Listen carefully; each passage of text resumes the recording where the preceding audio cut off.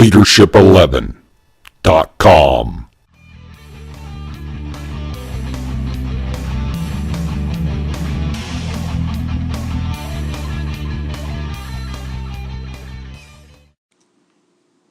Welcome to Leadership Role. I'm your host, Dr. Kitty, and today we are going to be doing a Codex review of the Inquisition. Now, I got this book when it came out. I was pretty excited about it because it's different from the other supplements. It's kind of standalone.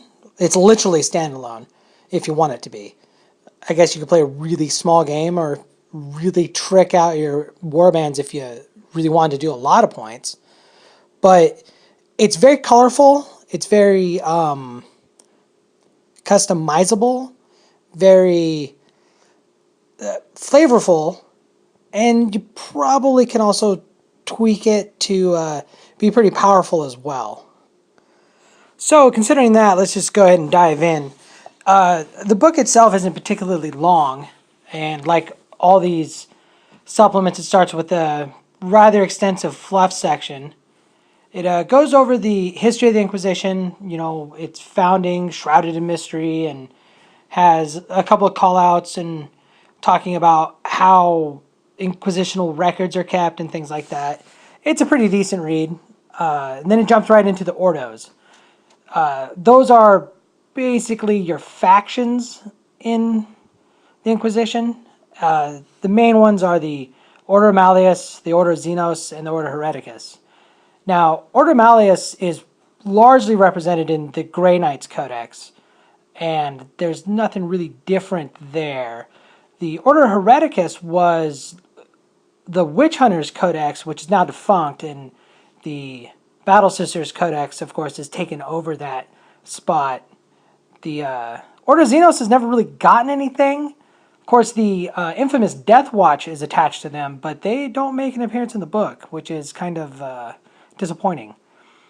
They also mentioned some minor orders, actually quite a few of them, from like the Order Cronus, the Historians, to the Order Sicarius, which oversee the assassin orders, the assassin temples. So that's a little new. There's also a list of other minor orders, and the participation, where they're from, stuff like that. It's pretty interesting because it's the first time they've really done that. They've hinted at it before, but nothing serious there. And then from there it goes on to the Inquisitional philosophies. This is kind of like a throwback to the Inquisitor Specialist game, where they talk about like the Thorians and the Monodominants and things like that. It's not really like the religion of the Inquisitors. It's more like their take of how the galaxy is. So that's kind of... It's definitely an interesting background. And for the Specialist game, it kind of helped define what your Inquisitor would be. Here, it's just an interesting background, really. They go from that to the Inquisitors of Renown, like Kotiez and Karamov, who, of course, appear in the book. Like, they're actually characters you can take. They're both in the Grey Knights Codex as well. And they mention Eisenhorn, Ravener, Quixos, guys like that, but they're not actually represented rules-wise, which was an early rumor that you'd be able to play Eisenhorn, from what I understand, which would probably be pretty awesome if you're a fan of the books. And then after that section, it goes into describing the warbands. So basically your description of like what the Acolytes are, what the Death Cult Assassins are, what all the transports are, and why the Inquisitors have them at their command, basically, other than just being Inquisitors, and they just get to do that.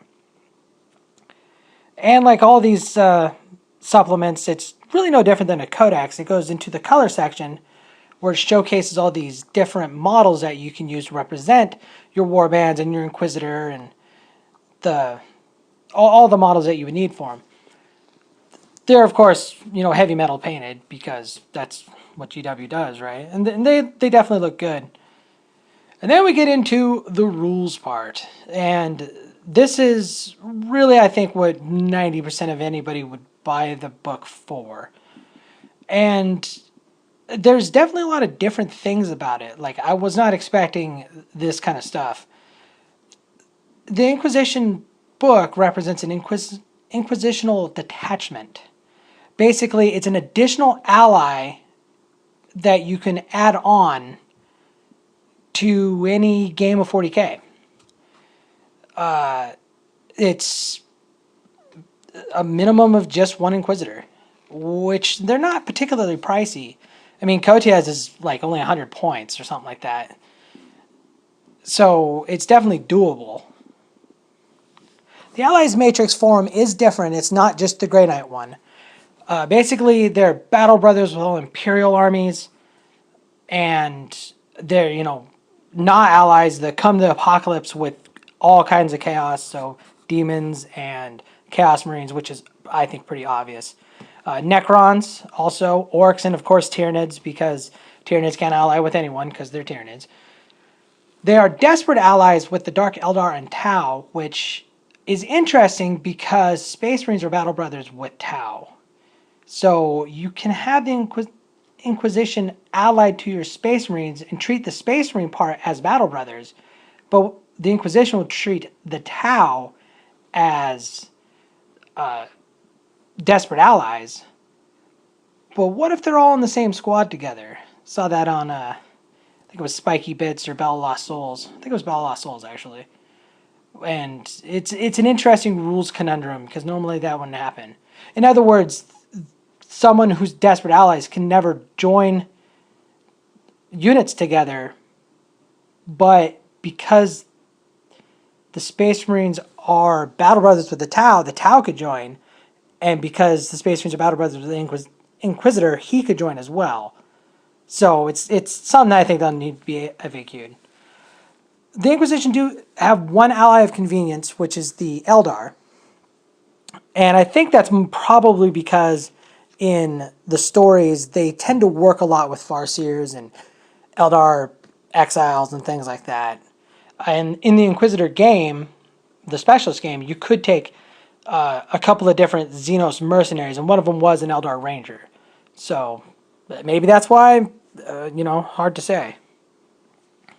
But the moving from that, we got to the Warlord traits. Now, there's 3 different tables, one for each of the major Ordos, starting with Hereticus, then Malleus, then Xenos.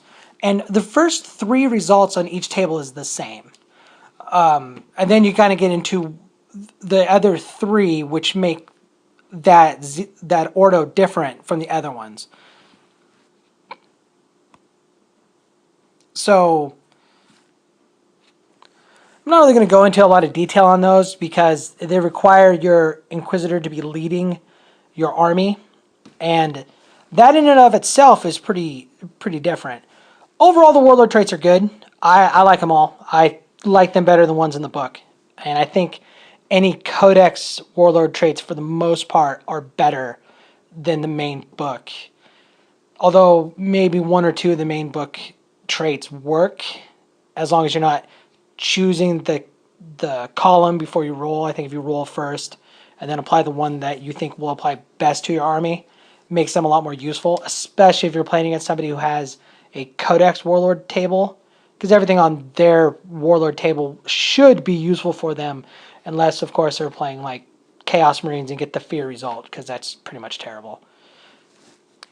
I mentioned the detachment for the Inquisition.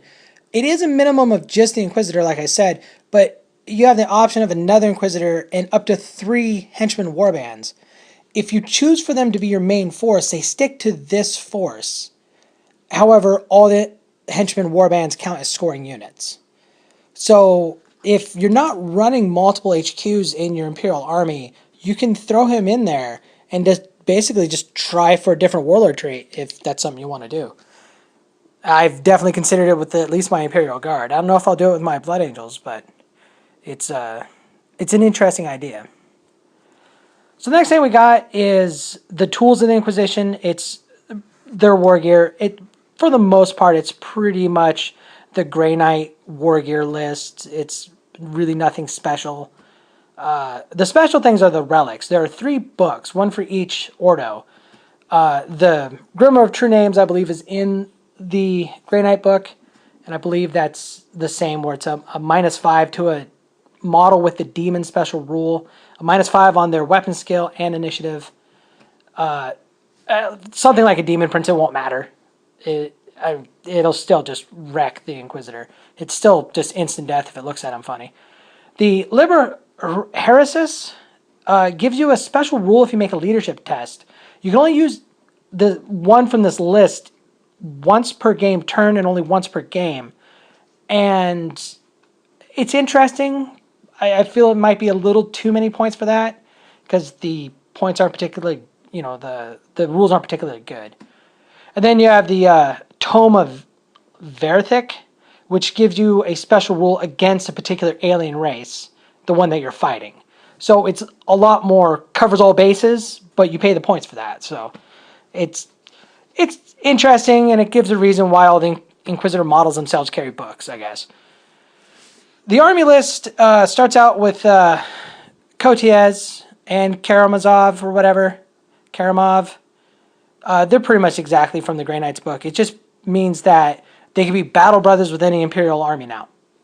So you can put Kotiez in your Space Marine Devastators, no problem. Very easy. Then you have your normal Inquisitors. They do separate them out by Ordo. They're all cheap. They can all be Psychers. They have different war gear. They don't just have a list that they choose from. I think they're pretty good. I would probably use them over the special characters other than Kotiez more often than not. Next you get to the Henchmen. Now the Henchmen, there's 10 different types. Most of them are from the Grey Knight's book. Lots of possibilities. There's just too many things to list. It's tons and tons of stuff. The Demon Hosts are in there. I don't believe they're in the Grey Knight book. But just tons of stuff. Really good stuff there. I think the reason you might take an army is just to use all these unique special models and have rules for them, and that's pretty cool. Then you got the transports. You got your Rhino, Razorback, the Chimera, Valkyrie, a Land Raider, but you also get a Land Raider Crusader and a Land Raider Redeemer.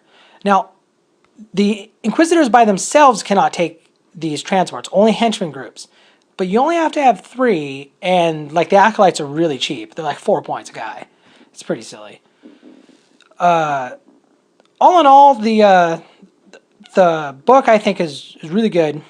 Some things I would call out is the Ordo Hereticus Inquisitor can take the Null Rod, which is it's a melee weapon. Its strength is user, AP3, does instant death to anyone who's a Psyker or Brotherhood of Psychers. But it also, the bearer and his unit cannot be targeted by psychic powers, friendly or enemy. And I find that amusing as I do play Eldar quite a bit. The Inquisitors can be Psychers. I think that's great. It's super cheap. They get access to Divination, which some armies don't. Looking at you, Space Marines. And for less than a Space Marine Librarian, you could have an Inquisitor. You could even have an Inquisitor in Power Armor for pretty much the price of a Librarian. Another awesome thing in this book is Kotiez. Just, there you go. Look them up if you don't know. Another thing is you have the Death Cultists, and they can be in a Land Raider like they were in the Grey Knight's book, but now for pretty much any army. So, and if you don't know about those, get the book, get Grey Knight's book, check it out. It's really good. The Munitorum Priests are also really good. They have these war hymns. They make a leadership test to do special rules. Their rules are really good. One of them, you could basically be a monstrous creature. You get Smash, so you're AP2, and you can choose to have your attacks and double your strength. It's really good. I think all in all, the book is a good, colorful edition. I would have liked to have seen the Death Watch in there. At least the Death Watch captains or something, because you can kind of ally them with Space Marines and kind of make a Death Watch thing. I guess that's up to your imagination, your modeling abilities. But I would highly recommend it to anyone at least playing an Imperial Army or want to know the nasty tricks they're going to throw at you.